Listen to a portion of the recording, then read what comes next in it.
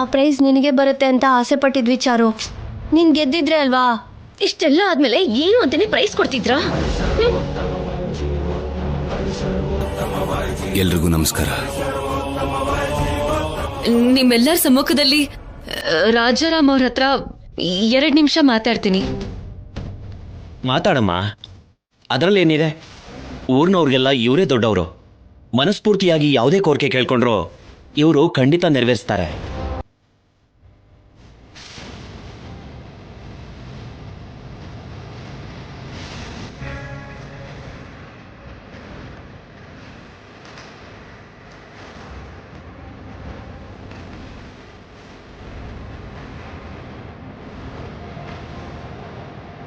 ಈ ಮೊದಲನೇ ಬಹುಮಾನನ ನನಗೆ ಕೊಡೋದಕ್ಕೆ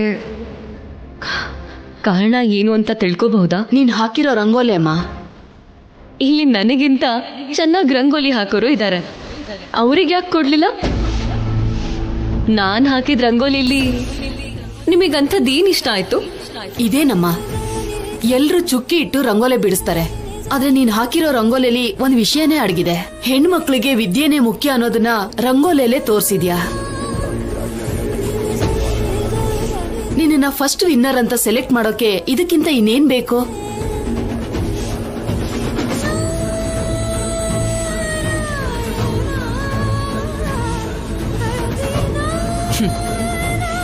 ನಿಜಾನೇ, ಈ ಭೂಮಿ ಮೇಲೆ ಹುಟ್ಟಿರೋ ಪ್ರತಿ ಹೆಣ್ಮಗುನು ಓದ್ಬೇಕು ಅಂತ ಎಲ್ರಿಗೂ ಅರ್ಥ ಆಗೋ ಹಾಗೆ ಈ ರಂಗೋಲಿ ಹಾಕಿದ್ದೀನಿ.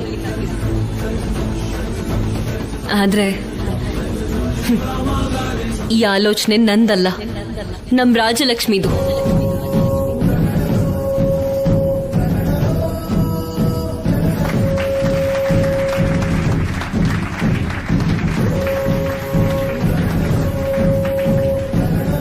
ರಾಜಲಕ್ಷ್ಮಿ,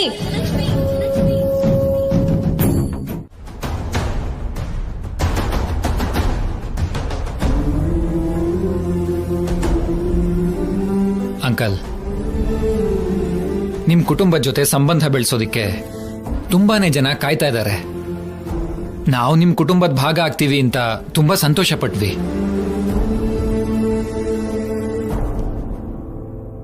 ಆದ್ರೆ ಈ ಹುಡುಗಿಯಿಂದ ನಾವು ಅವಮಾನ ಪಡಬೇಕಾಗಿ ಬಂತು. ಇವಾಗಾದ್ರೂ ನಿಜ ತಿಳ್ಕೊಂಡ್ರಿ ಅಲ್ವಾ? ನನ್ಗಷ್ಟೇ ಸಾಕು. ಅಂದ್ರೆ ಇಷ್ಟೆಲ್ಲ ಆದ್ಮೇಲೂ ಈ ಹುಡುಗಿನ ಕೊಟ್ಟು ನಿನಗ್ ಮದ್ವೆ ಮಾಡ್ಕೊಡ್ತಾರೆ ಅನ್ಕೊಳ್ತಿದ್ಯಾ? ಇಷ್ಟೆಲ್ಲ ಅವಮಾನ ಆದ್ಮೇಲೂ ಈ ಮನೆ ಒಳಗೆ ಹೇಗ್ ಕಾಲಿಟ್ಟೆ ನೀನು?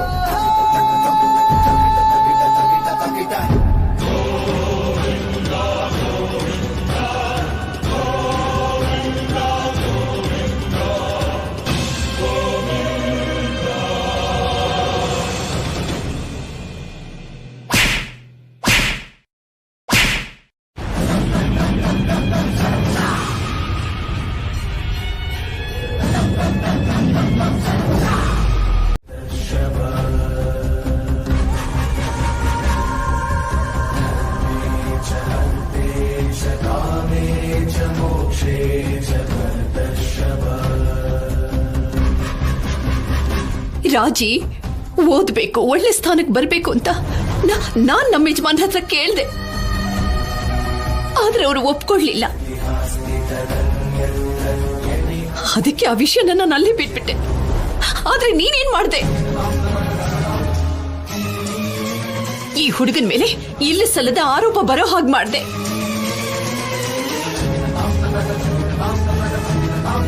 ಇವನು ನಿಜವಾಗ್ಲೂ ಅಂಥವನೇ ಆಗಿದ್ದಿದ್ರೆ ಖಂಡಿತವಾಗ್ಲೂ ನಮಗ್ ನೋವಾಗ್ತಿರ್ಲಿಲ್ಲ.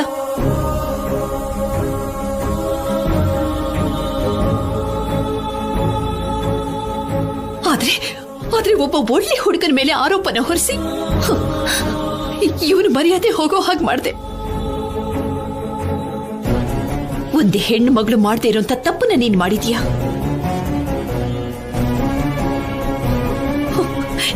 ಈಗಾಗ್ಲೇ ಈ ಮನೇಲಿ ನಾನು ಹೊರಗ್ ನೋಡ್ತಾರ ಬದುಕ್ತಾ ಇದ್ದೀನಿ.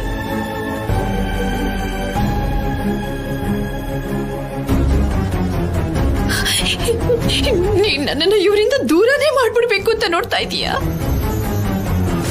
ನೋಡು, ನೋಡು ಅದ್ಯ, ನಿನ್ನ ತಂಗಿಗೆ ನೀನು ಓದು ಅಂತ ಸಲಹೆ ಕೊಡ್ಬೋದು ಅಷ್ಟೇ. ಆದ್ರೆ ಮದುವೆ ಅನ್ನೋದು ಇವಳ ಜೀವನಕ್ಕೆ ಸಂಬಂಧಪಟ್ಟಂತ ವಿಷಯ.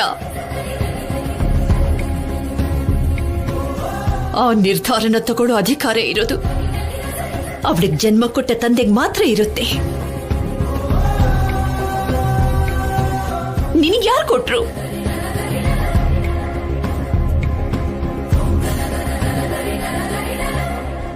ರಾಜಲಕ್ಷ್ಮಿಗೆ ಮದ್ವೆ ಇಷ್ಟ ಇಲ್ಲ, ಅವಳಿನ್ನೂ ಓದ್ಬೇಕು ಅಂತ ಹೇಳಿದ್ರೆ ನೀವ್ ಯಾರಾದ್ರೂ ಕೇಳಿದ್ರ?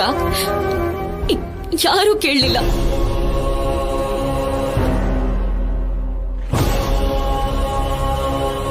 ನಿಂಪಾಡಿಗೆ ನೀವೇ ನಿರ್ಧಾರ ತಗೊಂಡು ಹುಡುಗಿ ನೋಡೋ ಶಾಸ್ತ್ರನ ಏರ್ಪಾಟ್ ಮಾಡಿದ್ರಿ.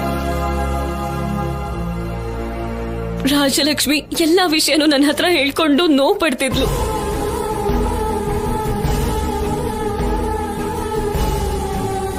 ಅವಳ ಮನ್ಸಲ್ಲಿರೋ ಮಾತನ್ನ ನಿಮಗೆ ಯಾರಿಗೂ ಅರ್ಥ ಮಾಡ್ಕೊಳಕ್ ಆಗ್ತಿಲ್ಲ.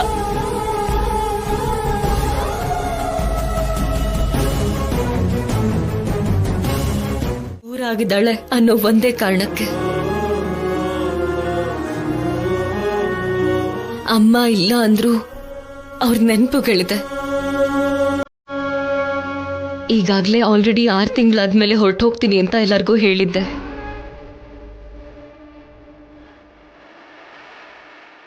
ಇನ್ನೊಂದು 2 ತಿಂಗಳಲ್ಲಿ ಹೊರಟೋಗ್ತೀನಿ. ನಾನಿಲ್ಲೇ ಇದ್ದು ಓದಲ್ಲ.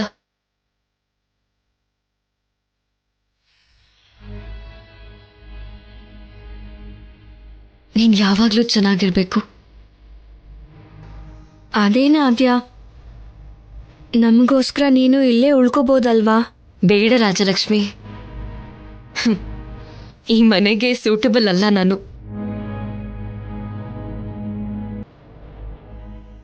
ನಿಮ್ಮ ಅಪ್ಪಂಗೂ ಕೂಡ ನಾನಂದ್ರೆ ಇಷ್ಟ ಇಲ್ಲ.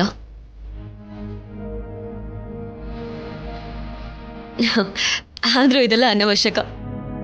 ನೀನ್ ತುಂಬಾ ಚೆನ್ನಾಗಿ ಓದಿ ಉನ್ನತ ಸ್ಥಾನಕ್ಕೆ ಬರ್ಬೇಕು. ನನ್ ಮಮ್ಮನ್ ತರಾನೇ ನೀನು ಒಳ್ಳೆ ಹಾಕಿ ಪ್ಲೇಯರ್ ಆಗ್ಬೇಕು.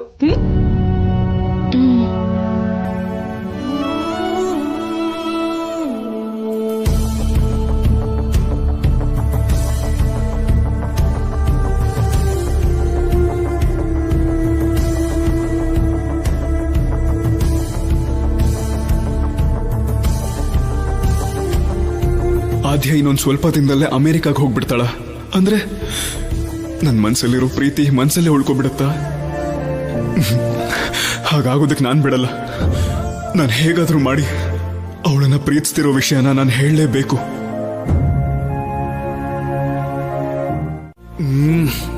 ಇವಾಗ ಏನ್ ಮಾಡೋದು? ಒಂದ್ ವೇಳೆ ಡೈರೆಕ್ಟ್ ಆಗಿ ಐ ಲವ್ ಯು ಹೇಳ್ಬಿಟ್ರೆ? ಹೇ ಇಡಿಯಟ್, ಶಟ್ ಅಪ್, ಹೋಗೋ ಕೆಲಸ ನೋಡ್ಕೋ. ಬೇಡಪ್ಪ, ಮೊದ್ಲೇ ಅವಳಿಗೆ ಸಂಕೋಚ ಗಿಂಕೋಚ ಇಲ್ಲ. ಎಳೆದು ಒಂದು ಬಿಟ್ರೆ ನಾನೇ ಹಾರ್ಕೊಂಡೋಗಿ ಕಾವೇರಿಲಿ ಬಿದ್ದಿರ್ತೀನಿ. ಇಂಡೈರೆಕ್ಟ್ ಆಗಿ ತುಂಬಾ ಸಲ ಹೇಳಿದೀನಿ, ಆದ್ರೆ ಅವಳು ಅರ್ಥ ಮಾಡ್ಕೊಂಡಿಲ್ಲ.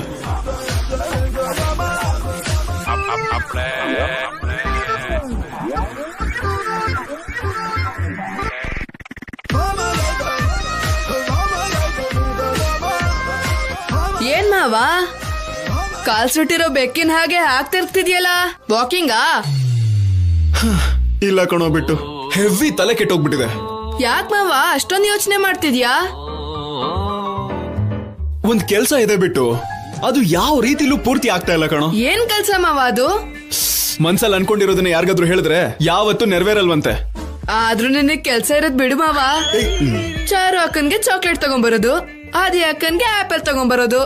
ನನ್ ಮನ್ಸಲ್ಲಿ ಏನೇ ಇದ್ರು ನೆರವೇರ್ಲಿ ಅಂತ ಬೇಡ್ಕೊಳ್ಳಲು.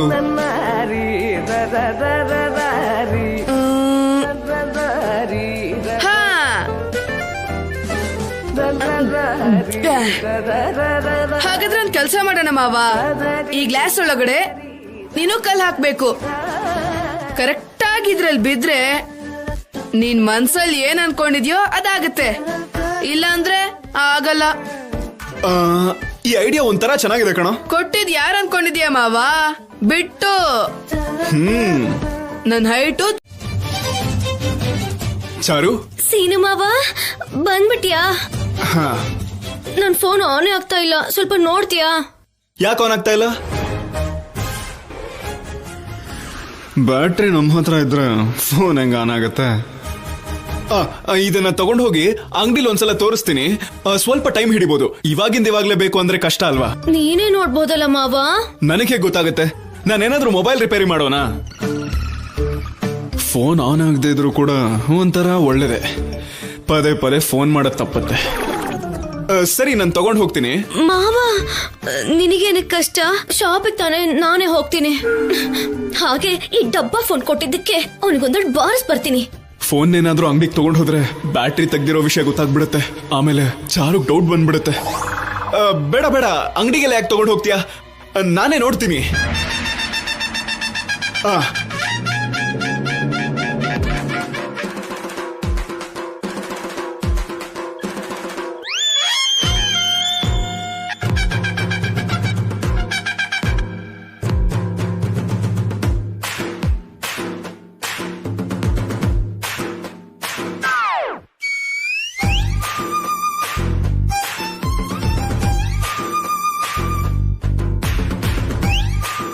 ಎಂತ ಮೋಸ ಮಾಡ್ತಿದ್ದಾನೆ ಸೀನು ಮಾವ.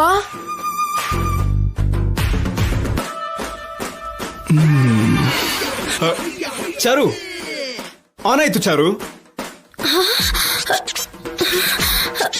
ಹೌದು ಮಾವ, ಆನ್ ಆಗೇ ಬಿಡ್ತು.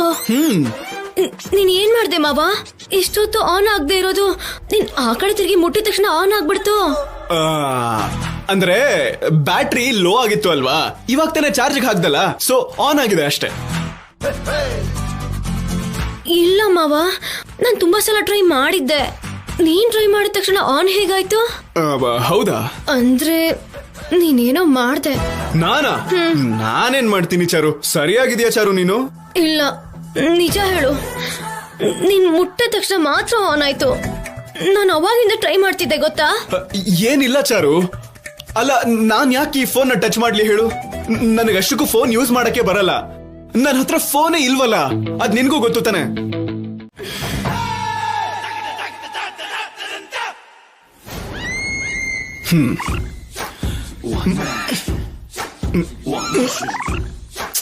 ಹೋಗ ಕಡೆ.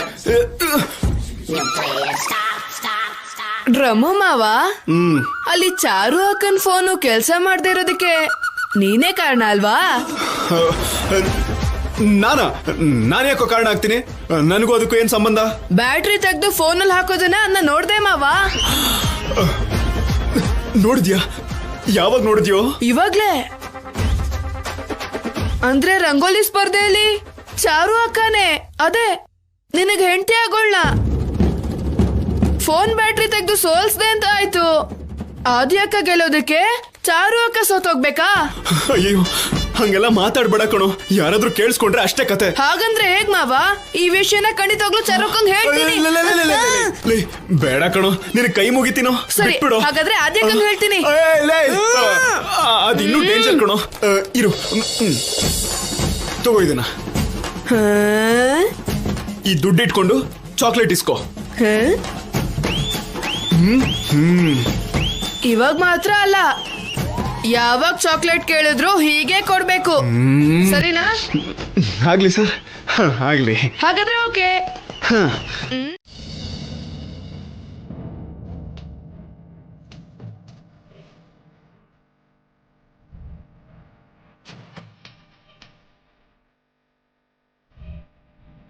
ಯಾಕೆ ಹೀಗಿದ್ಯಾ?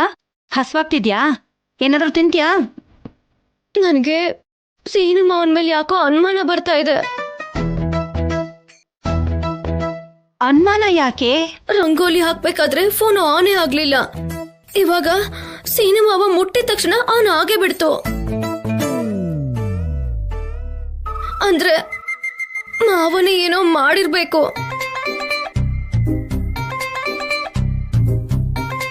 ನಿನ್ ಫೋನ್ ಅವನ್ ಯಾಕೆ ಏನಾದ್ರೂ ಮಾಡ್ತಾನೆ? ನಾನು ನೆಟ್ಟಲ್ಲಿ ನೋಡಿ ಸ್ಪರ್ಧೆಯಲ್ಲಿ ಆದ್ಯನ್ ಸೋಲಿಸ್ತೀನಿ ಅಂತ ಅವನು ಏನೋ ಮಾಡಿರ್ಬೇಕು. ಅಂದ್ರೆ ಏನೇ ನಿನ್ ಮಾತಿನ ಅರ್ಥ? ಸೀನು ಬೇಕು ಅಂತ ನೀನ್ ಸೋಲ್ಸೋದಕ್ಕೆ ಮಾಡಿದಾನೆ ಅಂತಾನಾ? ಹಾ, ಇನ್ನೇನಿರಕ್ ಸಾಧ್ಯ ಚಿಕ್ಕಮ್ಮ? ಏಯ್ ನನ್ ಮಗ ಏನ್ ಅಂಥವನಲ್ಲ. ಹೆಂಡತಿ ಆಗ್ಬೇಕಾಗಿರೋ ನಿನ್ನನ್ನ ತಲೆ ಮೇಲೆ ಇಟ್ಕೊಂಡು ನೋಡ್ಕೋತಾನೆ ಹೊರತು ಆದ್ಯನ ಗೆಲ್ಸೋದಿಕ್ಕೆ ನಿನ್ನನ್ ಯಾಕೆ ಸೋಲಿಸ್ತಾನೆ? ನೀನೇ ಅಪಾರ್ಥ ಮಾಡ್ಕೋತಾ ಇದ್ಯಾ. ಅಂತದನ್ನೆಲ್ಲ ಮನ್ಸಲ್ಲಿ ಇಟ್ಕೋಬೇಡ. ನಿಜ ಹೇಳ್ತಿದ್ದೀರಾ? ನಿಜಾನೇ ಕಣೆ. ಆದ್ರೂ ನನ್ಗೆ ಯಾಕೋ ಅನುಮಾನ ಬರ್ತಿದೆ. ಅನುಮಾನ ಏನು ಇಟ್ಕೊಳ್ದೇನೆ ಹೋಗಿ ಸೀನು ಹತ್ರ ಪ್ರೀತಿಯಿಂದ ಮಾತಾಡು, ನಿನ್ಗೆ ಗೊತ್ತಾಗುತ್ತೆ. ಹೋಗೆ. ಅದ್ಯ ಅದ್ಯ ನಿಂತ್ಕೋ. ಒಂದು ಸಲ ನನ್ ಮಾತ್ ಕೇಳು ಅದ್ಯ. ನೀನ್ ಅರ್ಥ ಮಾಡ್ಕೊಂಡಿರೋದೇ ಬೇರೆ, ನಾನ್ ಹೇಳ್ಬೇಕು ಅಂತ ಅನ್ಕೊಂಡಿರೋದೇ ಬೇರೆ ಅದ್ಯ. ಮೊದ್ಲು ನನ್ ಮಾತ್ ಕೇಳು ಅದ್ಯ. ಇನ್ನೇನು ಹೇಳ್ಬೇಡ. ನೀನ್ ಏನು ಅಂತ ನನಗ್ ಗೊತ್ತು. ನಿನ್ನಂತೊಂದ್ ಮುಖ ನೋಡಕ್ಕೂ ನನಗ್ ಆಸೆ ಇಲ್ಲ.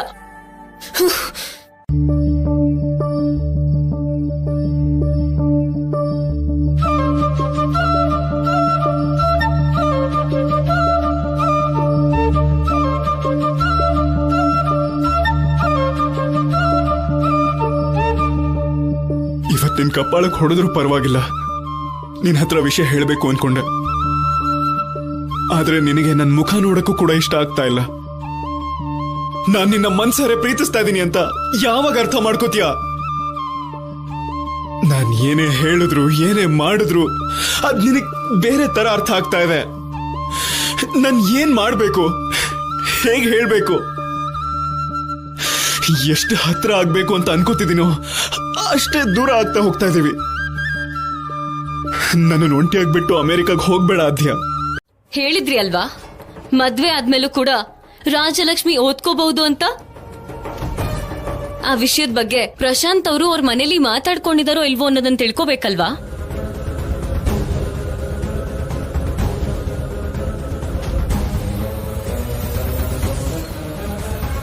ಹೌದು ಪ್ರಕಾಶ್ ಅವರೇ, ಪ್ರಶಾಂತ್ ಓದಿನ ಬಗ್ಗೆ ಹೇಳಿಲ್ವಾ? ಓದೋದಾ? ಓದೋದ್ರ ಬಗ್ಗೆ ಏನೋ? ನೀವು ನಿಮ್ಮ ಮಗಳನ್ನ ಕೊಡೋದಿಕ್ಕೆ ಒಪ್ಕೊಂಡಿದ್ದೀರಾ ಅಂತ ಹೇಳ್ದ.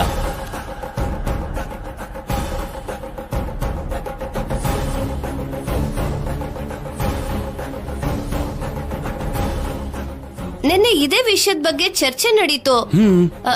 ಏನಪ್ಪ ಪ್ರಶಾಂತ್, ನಿಮ್ಮ ಅಪ್ಪ ಅಮ್ಮನ ಹತ್ರ ಹೇಳಿಲ್ವಾ?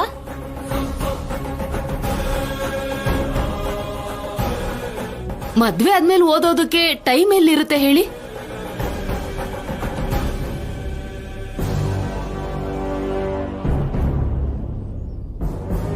ಅದ್ ಹಾಗಲ್ಲ.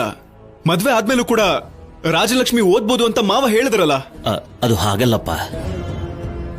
ನನ್ನ ಹೆಂಡತಿಗೆ ಈ ಮಧ್ಯೆ ಆರೋಗ್ಯ ಸರಿಯಿಲ್ಲ. ಅವಳು ಕಾಲೇಜ್ಗೆ ಹೊರಟೋದ್ರೆ ನನ್ನನ್ನು ನನ್ನ ಹೆಂಡತಿನೂ ನೋಡ್ಕೊಳ್ಳೋದಿಕ್ಕೆ ಯಾರಿರ್ತಾರೆ ಹೇಳಿ? ಮನೇಲೇ ಇತ್ಕೊಂಡು ನಮ್ಮನ್ನು ನೋಡ್ಕೊಳ್ಳೋದಿಕ್ಕೆ ಯಾರಾದ್ರೂ ಇರ್ಬೇಕಲ್ವಾ? ಓದೋದು ಅಂದ್ರೆ ಆಗಲ್ಲ ಅನ್ಸತ್ತೆ.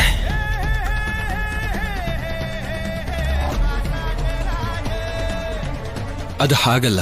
ಅವಳಿಗೆ ಓದೋದು ಅಂದ್ರೆ ತುಂಬಾ ಇಷ್ಟ. ಆಲ್ರೆಡಿ ಅವಳನ್ನ ಓದಿಸ್ತೀವಿ ಅಂತ ಮಾತು ಕೊಟ್ಟಿದ್ದೀವಿ. ನೀವು ಆಗಲ್ಲ ಅಂತ ಹೇಳಿದ್ರೆ ಹೇಗೆ? ಅವಳು ಓದನ್ನ ಕಂಟಿನ್ಯೂ ಮಾಡ್ತಾಳೆ. ಓದೋದೆಲ್ಲ ನಮ್ಮನೇಲಿ ಸಾಧ್ಯನೇ ಇಲ್ಲ, ನಾವು ಕಳ್ಸೋದೂ ಇಲ್ಲ.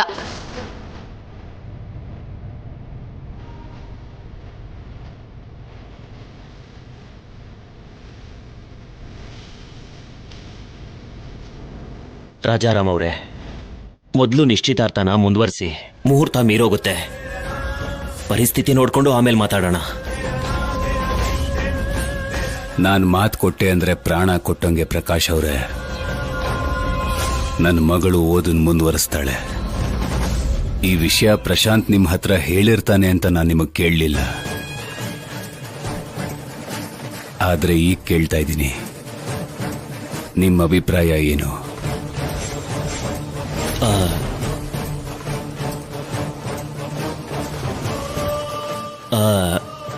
ನನ್ನ ಹೆಂಡತಿ ಹೇಳಿದ್ಲು ಅಲ್ವಾ, ಅವಳ ನಿರ್ಧಾರನೇ ನನ್ನ ನಿರ್ಧಾರನೂ ಕೂಡ.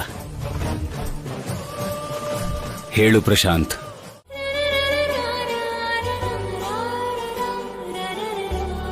ಹಾಯ್ ಆದ್ಯ, ಫ್ರೆಂಡ್ಸ್.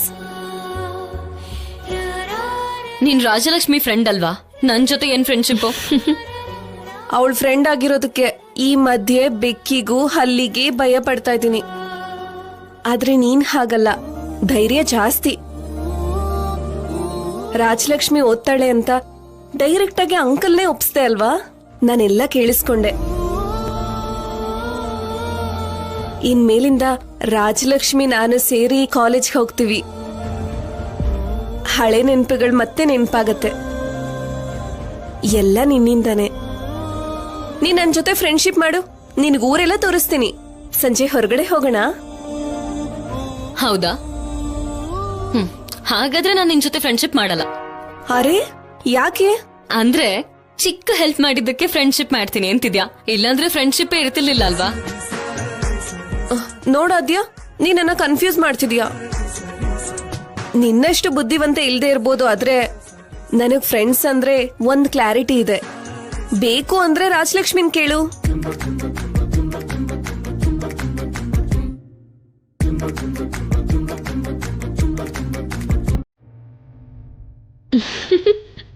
ಏನೇನ್ ಆಗ್ತಾ ಇದೆಯಾ? ನಿಜನೇ ಅಲ್ವಾ? ನಿಜಾನೆ. ಓಕೆ, ನೀವಿಬ್ರು ಯಾವ ಕೋರ್ಸ್ ತಗೋಬೇಕು ಅನ್ಕೊಂಡಿದ್ದೀರೋ ನೋಡಿ. ರಾಜಿ ಬಾ ನೋಡು.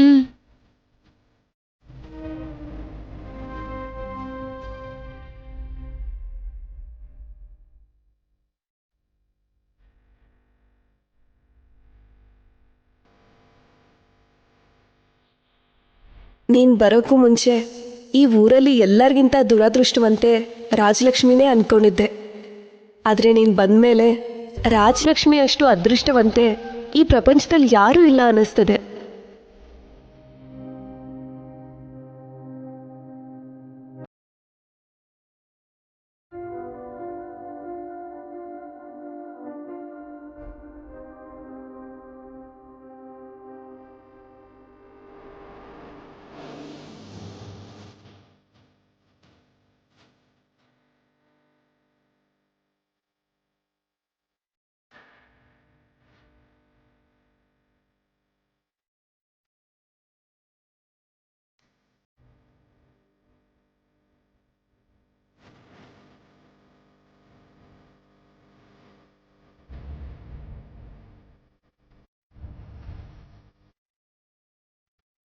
ಬೇಕಾಗಿಲ್ಲ ಅಂತ ಹೇಳ್ದೆ ತಾನೆ?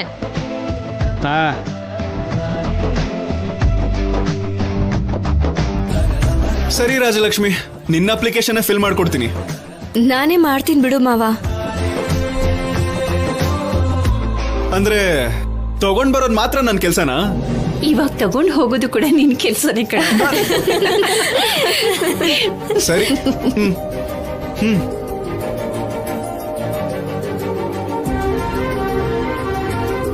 ಹೌದು, ಅಷ್ಟಕ್ಕೂ ಯಾವ ಕಾಲೇಜಿಗೆ ಜಾಯ್ನ್ ಆಗ್ತಿರೋದು? ವಿವೇಕಾನಂದನ, ಜ್ಯೋತಿರ್ಮಯಿನ ಅಥವಾ ಸಾಯಿ ಕಾಲೇಜಾ? ನಿಮ್ಗೇನು, ದುಡ್ಡಿರೋರು. ರಾಜರಾಮ ಅಂಕಲ್ ಯಾವ ಕಾಲೇಜಲ್ಲಾದ್ರೂ ಓದಿಸ್ತಾರೆ. ನನಗ್ ಹಾಗಲ್ಲ ಅಲ್ವಾ?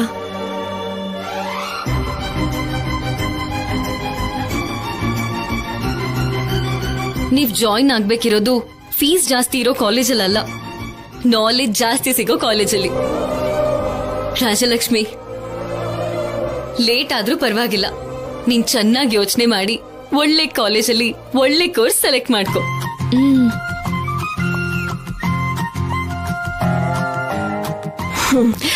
ಹೌದು, ನೀನ್ ಅನ್ಕೊಂಡಿದ್ದಾಯ್ತಲ್ವಾ? ಚಿಕ್ಕು ಸ್ವೀಟ್ ಆದ್ರೂ ತಿನ್ಸಲ್ವಾ? ಸ್ವೀಟ್ ಬೇಕಾ? ಲೇ ಬಿಟ್ಟು, ಅಲ್ಲಿ ಸಕ್ಕರೆನೋ ಬೆಲ್ಲನೋ ಇರುತ್ತೆ, ಅದನ್ನ ತಗೊಂಡ್ ಬಾ.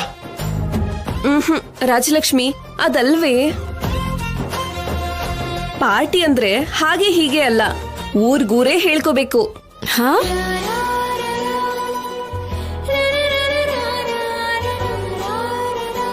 ನಾವು ಮಾಡೋ ಪಾರ್ಟಿ ಊರಲ್ಲೇ ದೊಡ್ಡ ಪಾರ್ಟಿ ಆಗಿರ್ಬೇಕು. ಇನ್ಯಾರು ಕೂಡ ಮಾಡೋ ತರ ಅಲ್ಲ. ಆ ತರ ಪಾರ್ಟಿ ನೀನ್ ಕೊಡ್ಬೇಕು.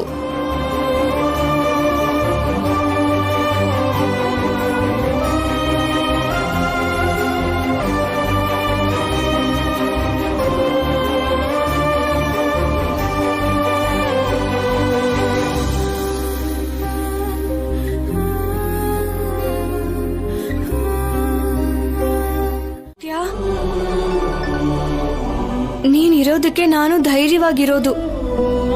ನೀನು ನಮ್ಮನೆಗ್ ಸೇರಿದವಳು, ನಮ್ಮಲ್ಲೇ ನೀನು ಒಬ್ಳಾಗಿರ್ಬೇಕು.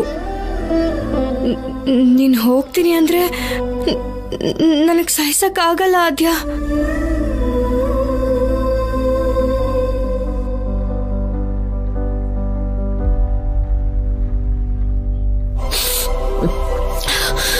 ನೀನ್ ಯಾಕೆ ಫೀಲ್ ಆಗ್ತಿದ್ಯಾ ರಾಜಲಕ್ಷ್ಮಿ? ಆದ್ರೂ ಅದನ್ನೆಲ್ಲ ನೆನ್ಪು ಮಾಡ್ಕೊಂಡು ನೋವು ಪಡ್ಬೇಕು ಅನ್ಕೋತಿಲ್ಲ. ಹಾಗಾದ್ರೆ ಇವಾಗ ಹೇಳು, ನಾವು ಕಾಲೇಜ್ಗೆ ಹೋಗ್ತಿದೀವಿ ಅಲ್ವಾ, ಈ ಸಂತೋಷನ ಹೇಗ್ ಸೆಲೆಬ್ರೇಟ್ ಮಾಡೋಣ? ಇವಾಗಿದೆಲ್ಲ ಯಾಕೆ ರಾಜಲಕ್ಷ್ಮಿ? ನನ್ನ ಸ್ವಲ್ಪ ಹೊತ್ತು ಒಬ್ಳನ್ನೇ ಬಿಟ್ಬಿಡು. ನೀನೊಬ್ಳೆ ಫೀಲ್ ಮಾಡ್ಕೋಬಾರ್ದು ಅಂತ ತಾನೇ ನಾನು ಹೇಳ್ತಾ ಇರೋದು.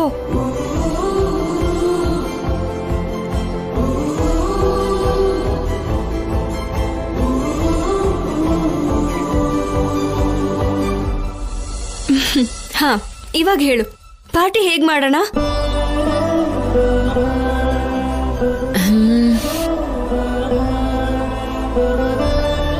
ಸರಿ, ನೈಟಿಗೆ ಡಿನ್ನರ್ ಪ್ಲಾನ್ ಮಾಡಿ ಸಾಧ್ಯ ಆದ್ರೆ ಲಾಂಗ್ ಡ್ರೈವ್ ಹೋಗೋಣ.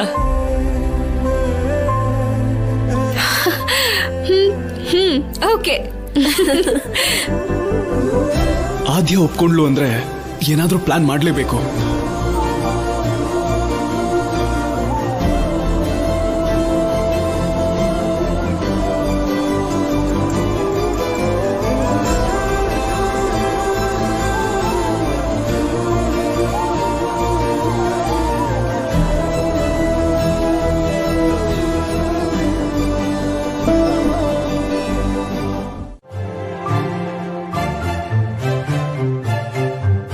ಪದ್ಮಾ, ಮತ್ತೆ ಉಪ್ಪಿನಕಾಯಿ ಹಾಕೋವರೆಗೂ ಈ ಉಪ್ಪಿನಕಾಯಿ ಸಾಕಾಗತ್ತಾ? ಸಾಕಾಗತ್ತಮ್ಮ.